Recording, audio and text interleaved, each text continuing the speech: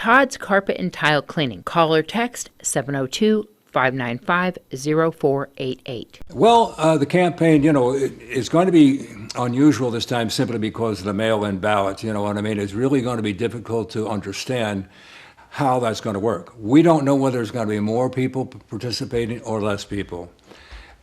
If I had to guess, I think there's people who become complacent, that they don't realize the importance of the vote. And it's very, very critical to Pahrump for us to move forward, not backwards, okay? We've had 8 years of different people, okay? It doesn't matter. Why haven't they done anything? We got $100 million in investments in Pahrump through the at least that's what the commission has said. They said that they have $100 million in investments. I said, well, why don't we just invest some of that in Pahrump? For example, one of the things that's very critical, and I can't stress enough the importance of the homeless. Now, you might think, well, gee whiz, they're homeless, they're bums and this and that, okay? They're humans, number one. Number two, they're desecrating on the highways and the streets and the deserts. That can lead to a pandemic that we've never seen before. Why? Because there's germs and bacteria, it doesn't matter what they put on the, as waste, whether it's number one or number two. What's important is that it attracts flies and everything else, and it can lead to a serious pandemic, worse than what we got now. So we have to address that issue. And how do we address it?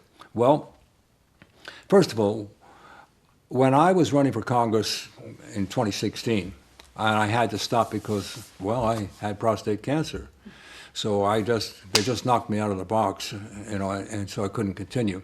But what I had proposed then was Drifter Park. Now, this was for Las Vegas. Now, what is Drifter Park? Basically, Drifter Park is a big park. It can be 5, 10 acres, depending on the size and the scope, and who is willing to help the public and donate a piece of property. The first thing to do is you get the property. The second thing is to build the infrastructure. That infrastructure is medical facilities. It's housing. When I want to say housing, we're talking about a place for rehabilitation where homeless people would have to go. If they're spotted on the street, they have to go to this location. And then they go through a routine, and it would be administered by the Sheriff's Department cadets. Why the cadets? Because they're going to have to be dealing with that if they ever become, patrolmen.